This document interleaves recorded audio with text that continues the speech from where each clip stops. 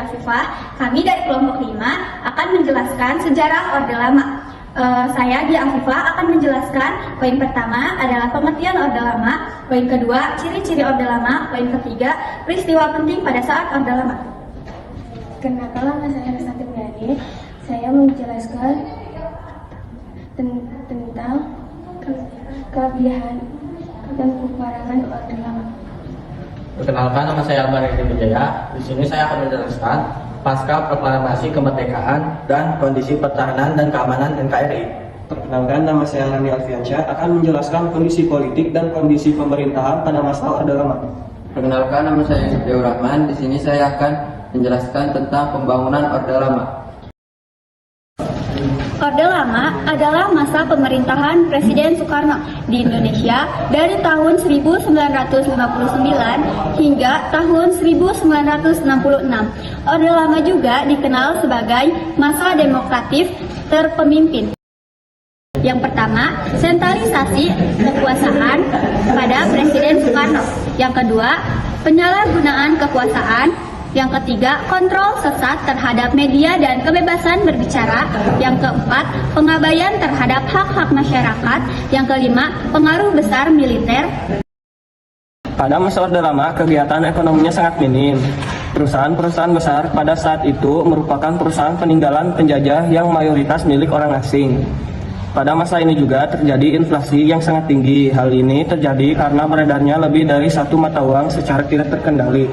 Kas negara pun kosong dan eksploitasi besar-besaran terjadi pada masa penjajahan dan adanya blokade ekonomi oleh Belanda sejak bulan November 1945 untuk menutup pintu perdagangan luar negeri Republik Indonesia. Adapun usaha-usaha Menteri Keuangan seperti program pinjaman nasional dilaksanakan oleh Menteri Keuangan dengan persetujuan BPKNPT yang dilakukan pada bulan Juli 1946 serta upaya menebus blokade dengan diplomasi beras ke India dan mengadakan kontrak dengan perusahaan swasta Amerika. Kondisi politik pada saat Orde Lama.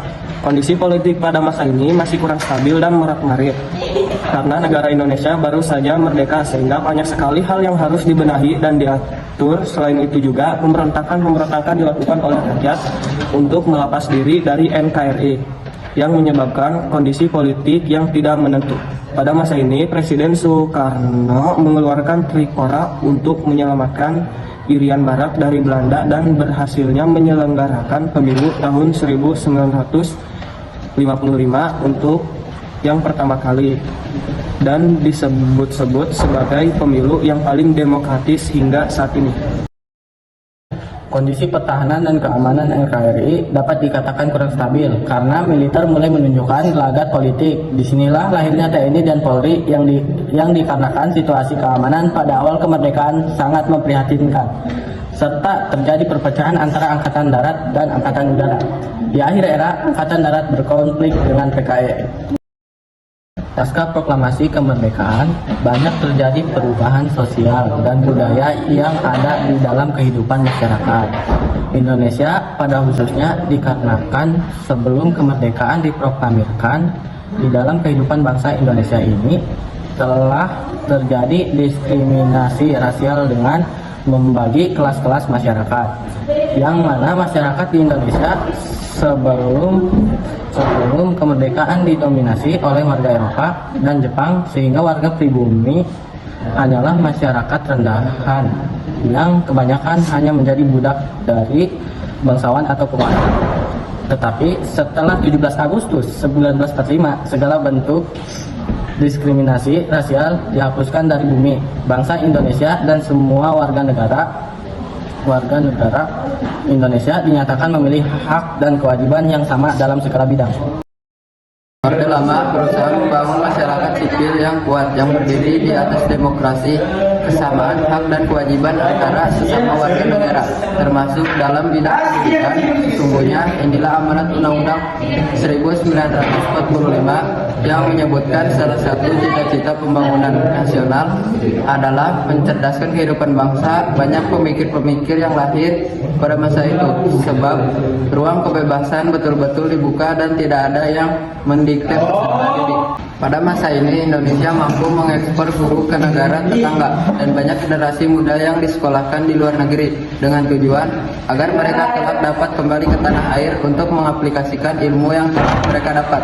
Tidak ada halangan ekonomis yang merintangi seseorang untuk belajar di sekolah, karena kriminalisasi dianggap sebagai tindakan kolonialisme. Pada saat inilah merupakan suatu era di mana setiap orang merasa bahwa dirinya sejajar dengan yang lain, serta setiap orang memiliki hak untuk mendapatkan pendidikan. Kelebihan 1. Indonesia mampu memperolehkan kemerdekaan sebagai berdaulat dan setara negara lain dan dunia.